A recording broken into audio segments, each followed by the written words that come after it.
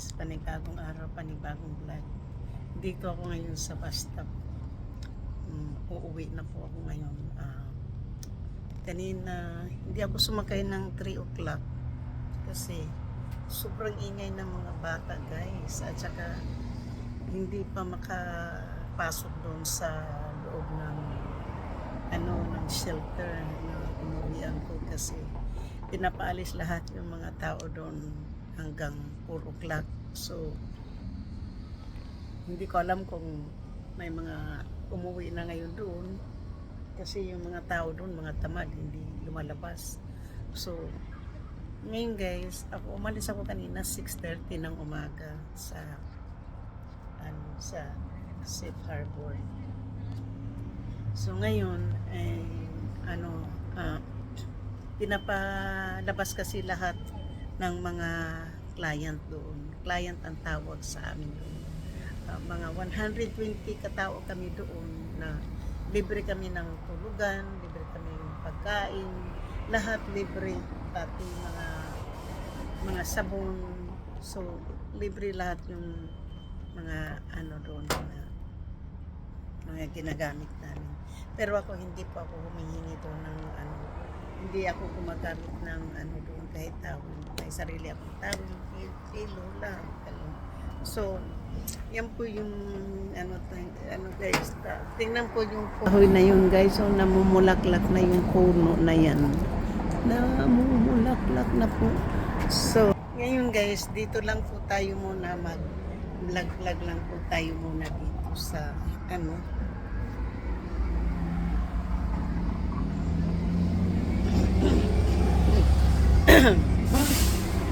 So, kagabi, binigyan kami ng mga note. Tapos, hindi ko alam po. Mabuti yung iba dyan. Alam na alam nila kung anong gagawin kasi ako first time lang ako napunta dyan. At may recommendation din po ako sa aking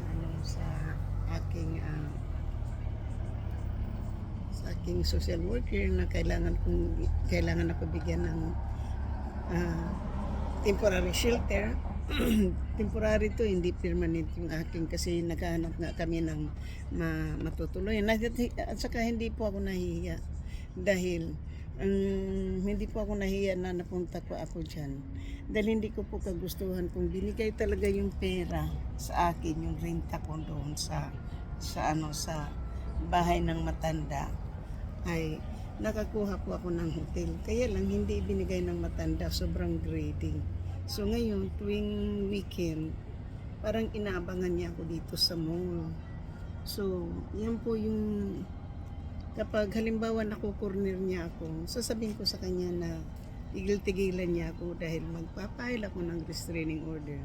Dahil hindi ako magiging ganito kung hindi niya kagagawan. Dahil ako yung nagbibili ako ng grocery doon at saka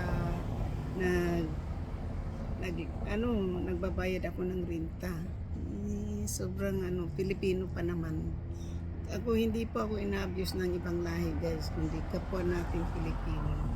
So, yan ang kaya napunta ko doon, sabi ko doon sa mga bata, wag niyo akong ikahiya. Kasi unang-una po, natutulog lang po ako doon. Wala po ako doon sa araw-araw. Lumalis po ako. So, bukas parang subukan kong pumunta ng Siramonte. Sasakay po ako dito sasakay po ako ng bus papuntang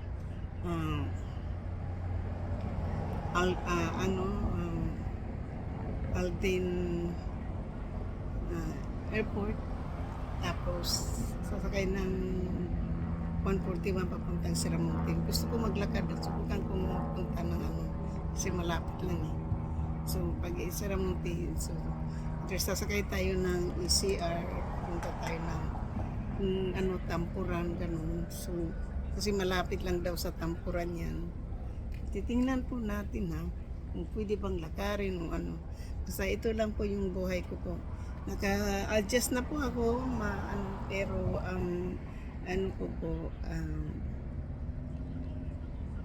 natutulog lang po ako doon. Umuwi ako ng 5 o'clock, 6 o'clock minsan. Nung medyo madilim pa, Sumasakay po ako ng bus ng 4 o'clock, 4:30 kasi gusto kong umuwi doon ng medyo late na kasi mas mura ang Uber. Mas mura ang Lyft pag after 5 o'clock. $10 lang. Minsan wala pang $10. Minsan $8, $9, ganun. Kapag late na po, mga around 5 something na. Kaya dumarating ako doon sa shelter ng 6 something, ganun, 5 o'clock, around 5. Ay, karoon 6 o'clock po, doon ako umaano. So, ngayon po, ay, dahil pwede nang lakarin, kaya nakasave na rin ako na kapag shopping tuloy, mag-shopping ako ng food, ang kakainin ko mamaya doon, tsaka bukas. Tinapay yung para bukas, guys. Mag-iba ako ng kakainin bukas, magtitinapay ako, mag-ano ako. Paborito ko yung blueberry muffin. So, yan po yung ating kakainin bukas. So, shout out po sa inyong lahat, sa aking mga minamahal mga subscribers, silent viewers, sa mga OFWs, kaibigan matindi, mega love shout out. At sa lahat-lahat ng sumusuporta ng aking channel, thank you so much and I love you guys. Hindi pa po nakasubscribe, please subscribe na channel and hit the notification bell para mapapagin sa aking mga bago-upload. Thank you po. Dito po tayo sa kabila kasi maingay doon, may phone na nagre-ring. So, nandito lang po tayo. So, yan po ang aking story ng buhay ko doon. Hindi ko po kagustuhan yung nangyari ko sa akin. Naka-adjust na po ako. Alam mo, sinitap ng fire po doon sa loob. Nagagatuwa po eh. May mga, hindi kasi po iba-iba ang mindset po ng ibang mga tao doon po ay hindi po pare-pareho. May mental health po yung iba. Ako naman din po, mayroon po, pero depression po yung akin. So, may yung isang oriental, hindi ko alam kung Pilipino siya. Nag-sit up siya ng fire, guys. Sinitap niya ng fire yung kanyang bed. So, ngayon naman ay hindi ko po alam kasi may mga naka-wheelchair doon, may naka-wheelchair, may ano po, lahat ng ano doon, may wheelchair, walker. So, lahat na yun nalabas ngayon. Hindi ko lang po alam kung nakabalik na po yung iba.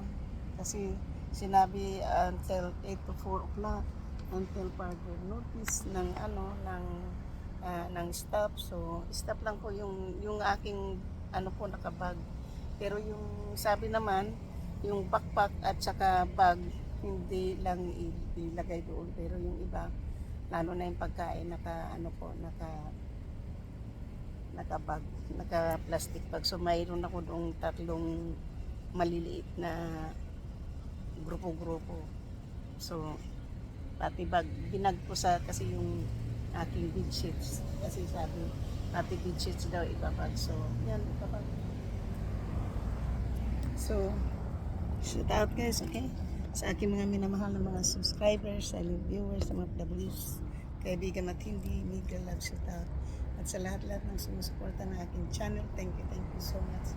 I love you guys, sa aking mga members, super chat na isang sponsor, si GC Pinarino, mega love shout out. Dito ito po, nandito pa tayo sa mall guys, hindi pa tayo nakaalis. So, parang nag-change na po yung bus schedule. Hindi pa, walang ano dito.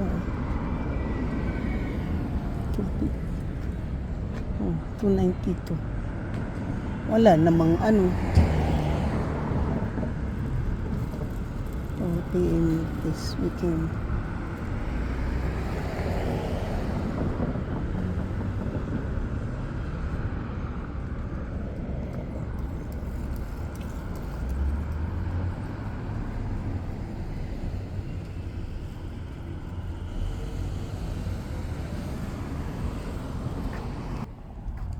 Ayan po yung so hanggang dito na lang po tayo. Ito po ang kwento ng buhay ko doon. Nakakatuwa po yung ibang mga ano po, mga pasyente doon. Nakakatuwa kasi Dalawang beses nag-set up ng fire guy. Yung unang ano, yung hindi kahapon. Nung pangatlong gabi ngayon ay banda sa side ng lalaki nag-set up ng fire. Tapos nung isang gabi, yung dito sa women's naman. Pinapaalis po pinaalis na po. Yung kahapon daw, 5 yung pinaalis doon. Yung pag hindi ka doon, yung pag maraming nagrereklamo sa'yo, yan, pinapaalis doon. Nililipat ng ibang shelter. Tapos puno. Maraming bakante ngayon doon. Kaya lang yung iba puno na naman yan. Tapos puno. So, yan po. Thank you and have a nice day. Ang buhay ko doon sa shelter. Ngayon po, sasakay po tayo ng bus. Dito tayo sa bus stop ngayon kasi pauwi. Galing na po tayo sa trabaho. So, uuwi na naman tayo guys. Thank you so much and I love you guys. Makarating ako nito mga 5 o'clock something. Nakabisado ko na po yung pagbaba. Okay, so wala pa yung bus eh.